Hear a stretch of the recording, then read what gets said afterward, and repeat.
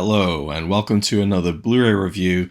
And this time we're going to be talking about the 1989 film directed by Mang Hoi, entitled different things in different places, but for the choice of Eureka Entertainment, Lady Reporter, starring Cynthia Rothrock.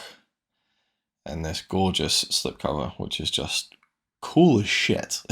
It's the only way I can describe it. It's just cool.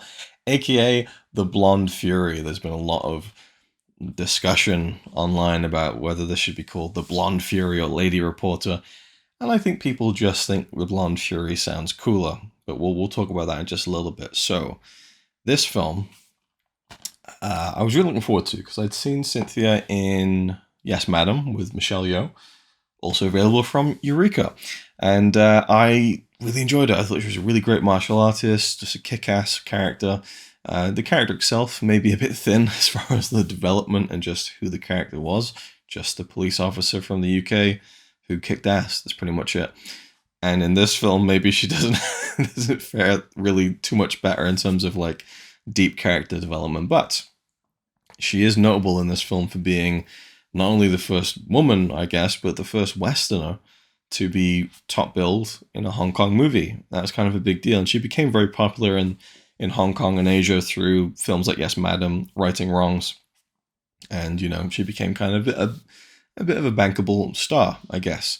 And I'm not going to pretend to know all the ins and outs, even if I have gone through all of the extras on this, but she was kind of tapped to have a starring role in this movie. There was word that she was going to make a film in the States with Sylvester Stallone.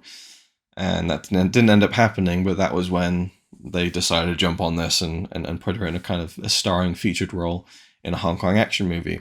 And she plays a character called Cindy, who is a secret agent, FBI agent. I'm not sure if she really is FBI per se.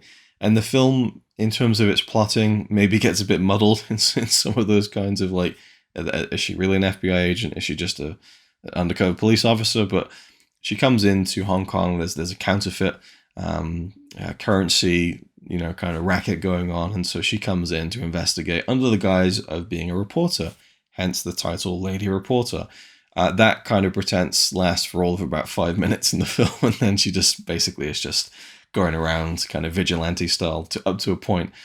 She gets into a couple of brushes with the Hong Kong police and everything, but for the most part, she kind of is going rogue on this one, and she has a friend who is she really involved in anything in the kind of... See, again, I struggled with some of the finer details of the plot, and that's probably something to do with the fact that this film was kind of made twice, which is really not a good way of saying it, but it was filmed, it was made, with Mang Hoi directing, who also stars as a journalist for a kind of a newspaper, and he tags along with Cynthia/Cindy for the ride and taking down the bad guys. But he made the film, and it had this this great fight at the end of it, and then they shelved it for up to a year, depending on who you listen to, depending on who you listen to and believe on the extras. Because Vincent Lin, who does one of the commentaries with Frank Jiang, says that it was, it was waiting on a shelf for a year before they went back to it.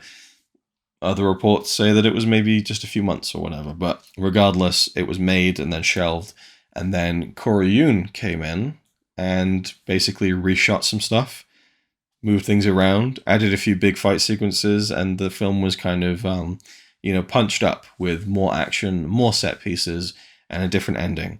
And then that's how the final film came to be.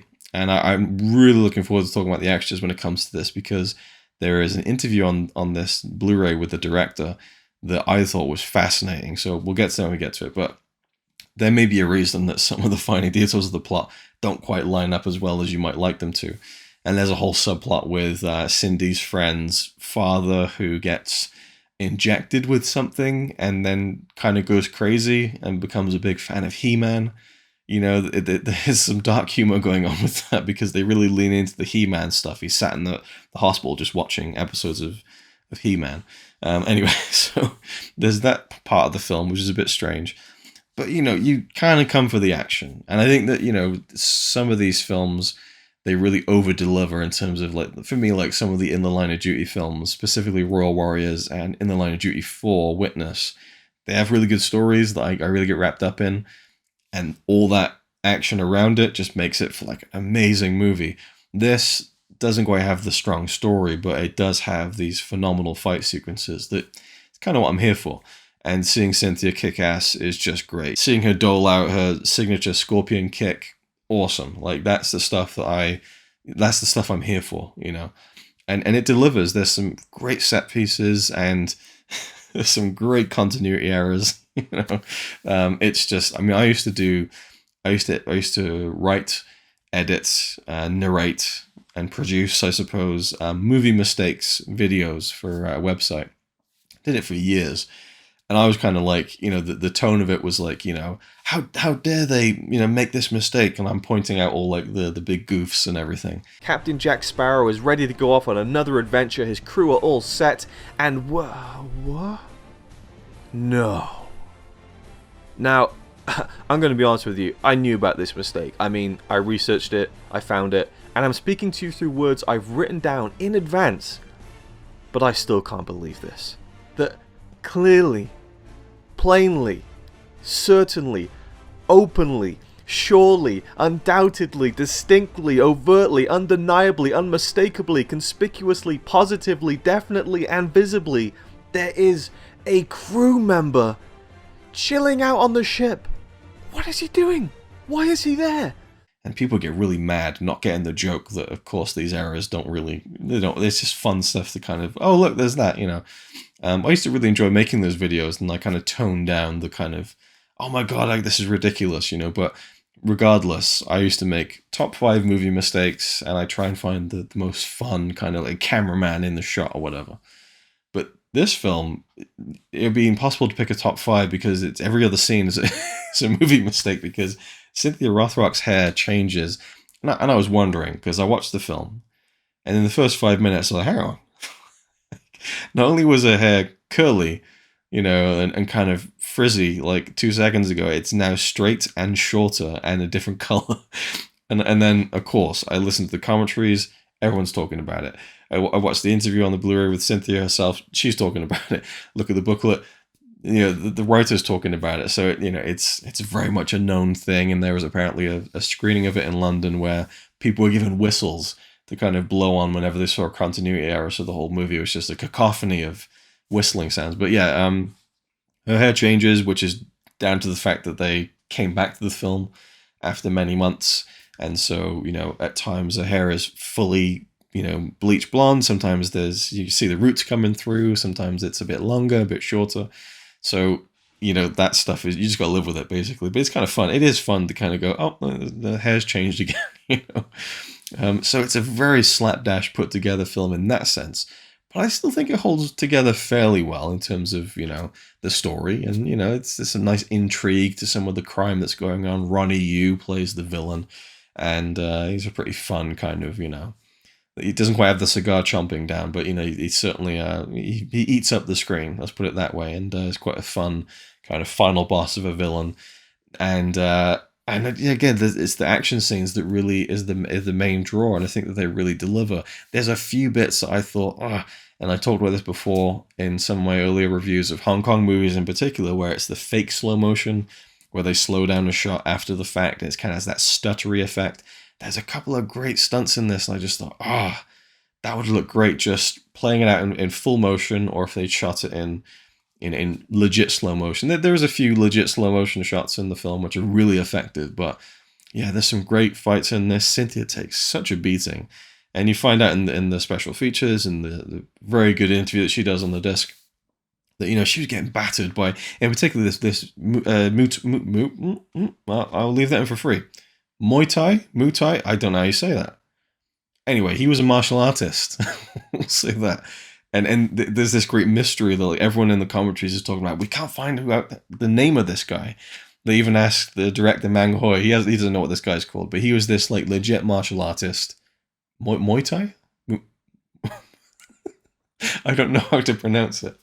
And me being all like, you know, trying to get the pronunciation correct, like I have no idea.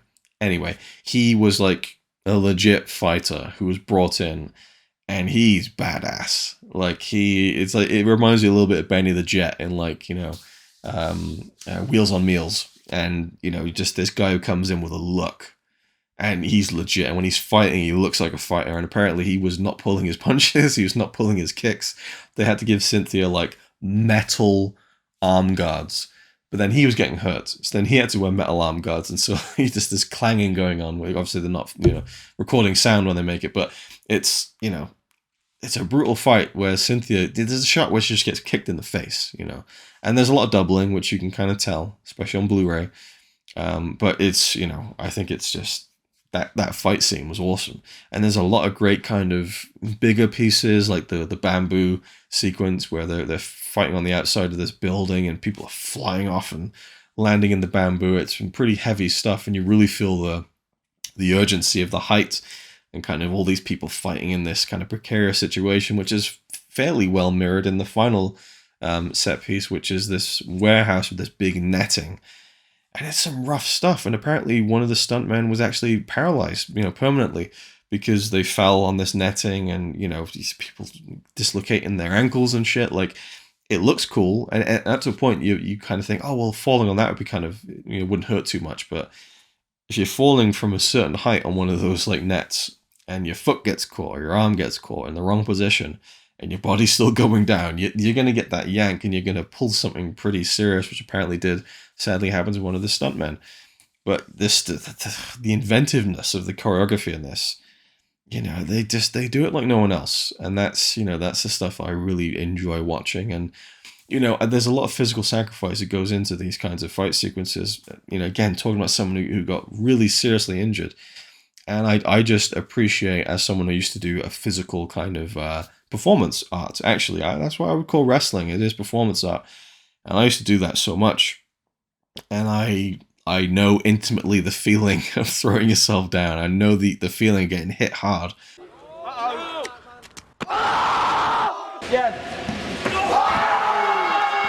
It sucks, but there's a certain element of like taking pride in your art, taking pride in kind of your physical performance. And so I love kind of really watching these films and appreciating what those people did to deliver a really entertaining performance. And that's really what you get in this film and many, many of the fight sequences. So as a film, I think it's pretty good. As an action film, it's fucking great. It's just maybe the story doesn't gel together quite as well as, some of the other ones that I've seen. But Cynthia's a star. Like, she just really, it was just nice to see a whole movie of her. Because in Yes, Madam, she's kind of in it here and there, and she pops up now and then, but she's really the focal point here. And yeah, it was nice to see some of the actors I'm beginning to recognize, and Wu Ma, who I love. It's always great to see him show up, and Chin Soo Ho, who really he's really good. Like, I like his screen presence, Chin Soo Ho. I need to see more of it. I think he was in one of the Mr. Vampire films that I saw, because I recognized him, and he has a certain screen charisma, I think. And there's a bit in his fight with the legit tough guy in the movie where the way the fight begins is fucking mental, where he stood by this door and this foot just got bam, like fucking, and that's like a legit slow motion shot. And I just think, like, they're on the set right now, you're gonna get like a foot and broken glass, and then there's probably maybe sugar glass, maybe. Knowing Hong Kong filmmaking, maybe not, I don't know. Just stand there and just let someone kick you in the face full force through a fucking plate glass. And I just was like, my jaw dropped when I saw this bit. And he gets knocked down, he looks up at this guy, and it's kind of like, well, there you go. Just get it on, But, I liked Chin Soo Ho, that's how you pronounce his name. I liked him in the film. Mang Hoi, I like, he's kind of, he's got a lovable presence to him. And so it was fun to see him in the film. And, as I mentioned in, I think, the unboxing video I did of the Blu-ray, a certain sequence in the film definitely had me hankering for an ice-cold can of Coca-Cola. So let's get into some of the extras on this film, on this beautiful release. And let's just look at the slipcover. Again, I think it's a really, really cool. It reminds me of one of the GTA covers, I suppose. The film isn't as colorful as the slipcover makes out to be, but I still love the design of it. I love the font there on the spine, just the those two fonts colliding is really fun. Even just the black and the pink, if that is pink, because I'm slightly colorblind, it looks like pink to me. So we have the 2K restoration on both cuts of the film. There's two cuts, the theatrical cut and the international export cut. I thought the film looked great. And I was watching the trailers last, and the trailers are like, just standard definition. I watched the two trailers, laughed a lot, we'll get to that. And then I wanted to check something in one of the two cuts of the movie, and it was almost like, wow, I was like blown away by how good it looks, because I'd kind of forgotten just how nice the transfer looked. Lots of nice grain, like it was just, I thought the transfers on both versions of the film were very good. We get an original classic English dub on the export cut of the film, Cantonese on the theatrical, newly translated subs for this release, and then two brand new audio commentaries. And let's just talk about the commentaries for a second. So the first one I listened to was Frank Zhang and Vincent Lin, who's in this movie as one of the heavies, and they talk over the theatrical version of the film. This is a very good audio commentary. I really enjoyed it. They had a nice rapport between them, and I really liked hearing, from someone who was in one of these movies, similar to the one with Michael Wong on the Royal Warriors commentary. And Vincent Lin had some interesting stories. I don't want to spoil too many of them, and it was nice when there's kind of a bouncing back and forth between two people, and then Frank has got all this information as well about the actors in the film and what they've done before, and they talk a lot, obviously, about like the fact that Mang Hoi, the director of the film and one of the stars, was in a relationship with Cynthia Rothrock at the time that they made the film, but was not in a relationship with her when Koryo Yoon came in to kind of finish the film. So that's an interesting tidbit right there, and I just loved Vincent Lin's contributions. It was nice to listen to, and it was interesting to hear his experiences working on this film, and the fight sequence he had with Cynthia at the end with like all the containers. I love that fight sequence where they're fighting in the kind of shipping containers. It's like super close quarters stuff, and really good commentary, but mainly for that kind of first-hand experience of working on the film from Vincent Lin, which I thought was really cool. The second commentary is on the export cut with Arne Venema, Mike Leader, who appear on most of these releases, and another really fun track from both of them. It's nice that they had one on each of the cuts. I think they don't really talk about the differences, and I actually looked it up online, and it's negligible, I think. But with the export cut, you do get the English dub, and there is a few differences. And the main one, well, at least the main one that I saw and heard about in the commentary, is there's in the sequence with the martial artist, we'll call him that, the legit tough guy, who maybe didn't pull back on his punches anywhere near as much as he should have.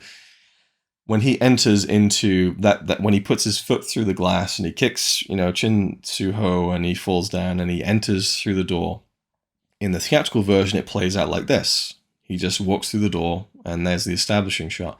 In the export cut, the shot opens with this. It's Wu Ma. And then we see him walking through the door. Now, Wu Ma's character is not in that sequence at all in the theatrical version of the film. And from what they were saying, Mike Leader was saying that Wu Ma maybe played a different character in the other version of the film.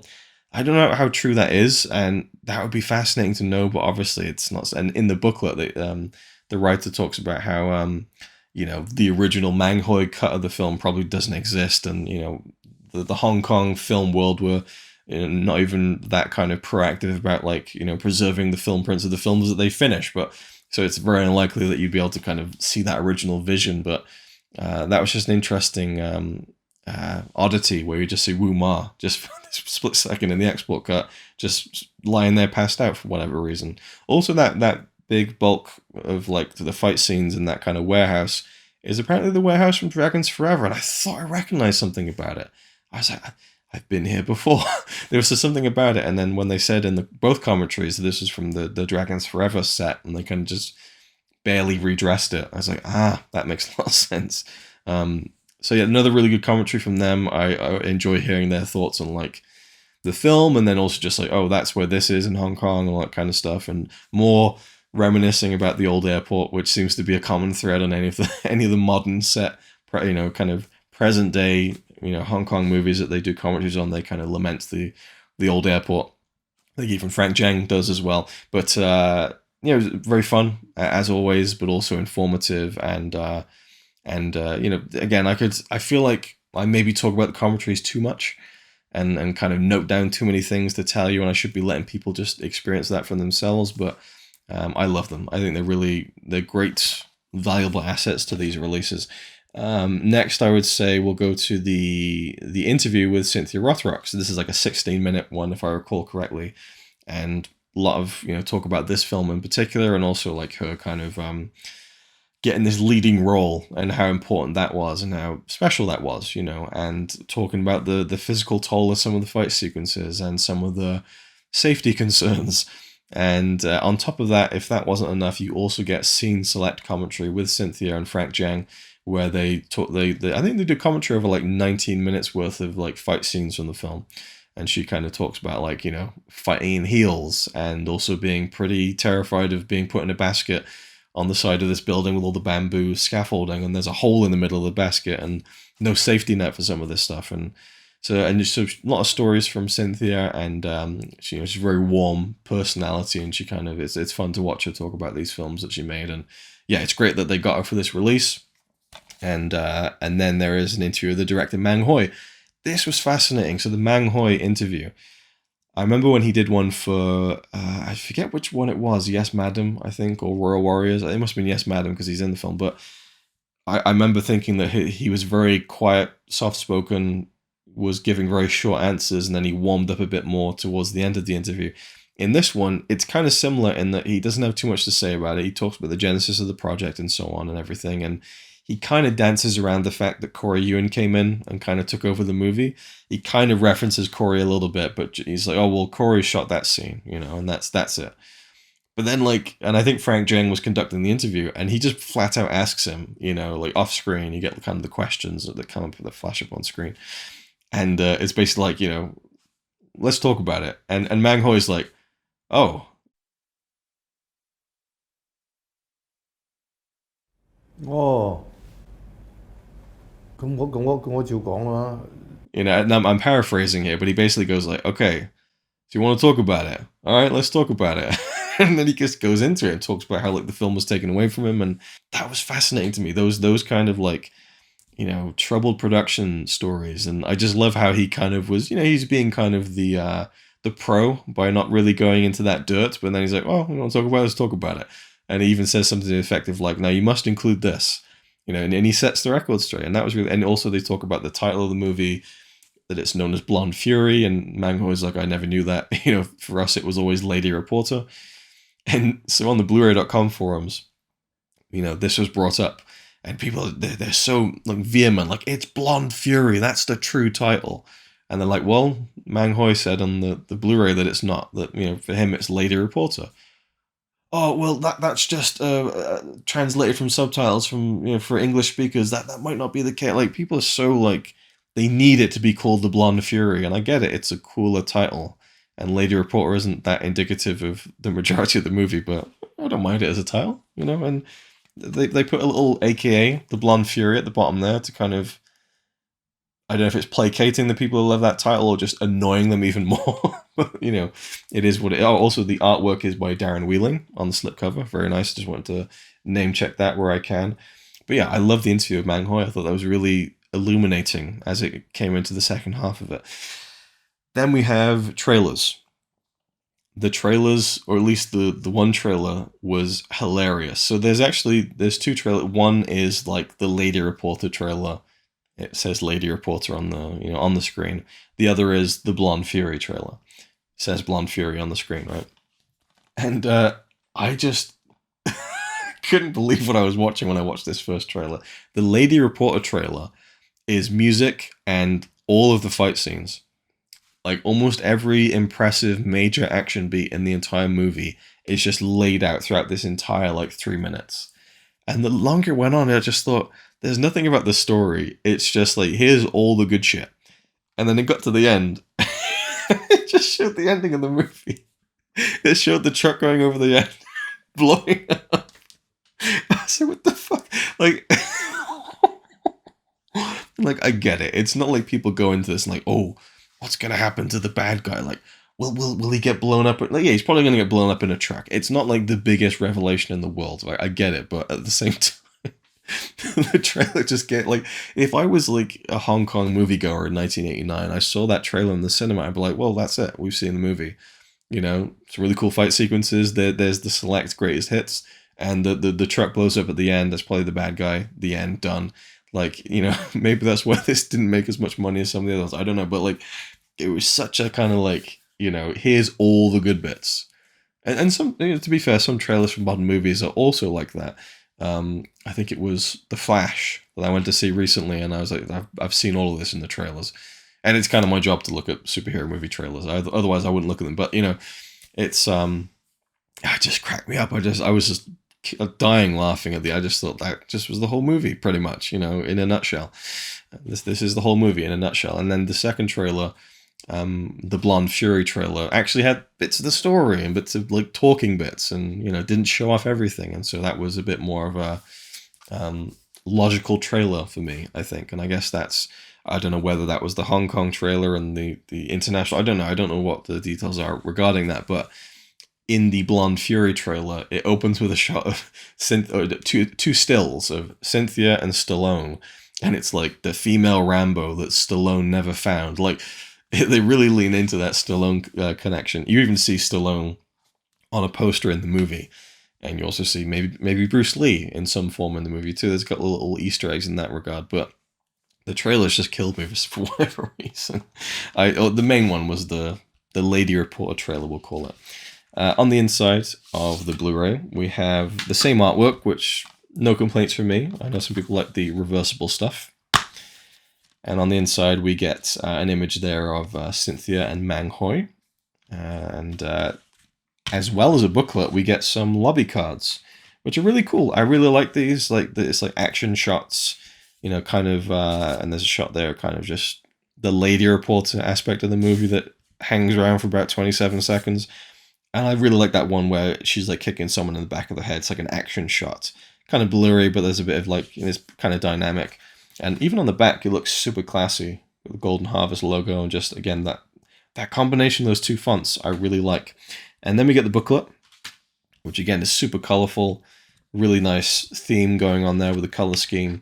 We get the cast and crew at the beginning, obviously, and I don't think there's anyone I really... Billy Chow is a guy they talked about in both commentaries. I'm not really that familiar with him, but I did enjoy his fight sequence.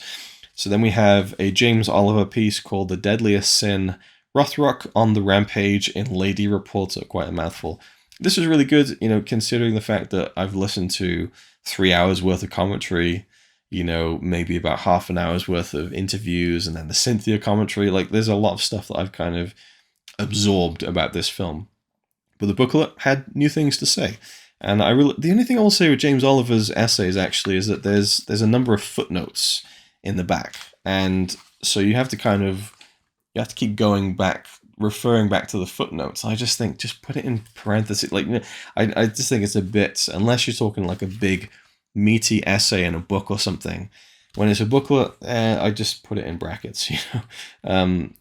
But it talks a lot about, you know, how, you know, Cynthia was used as a star, and the reshoots on the movie, and how she was off in America making these other films, and they pulled her back, and, you know, this constant kind of, you know, trying to wrangle things around to kind of maximize her potential marketability when she was going to be making the film with Stallone.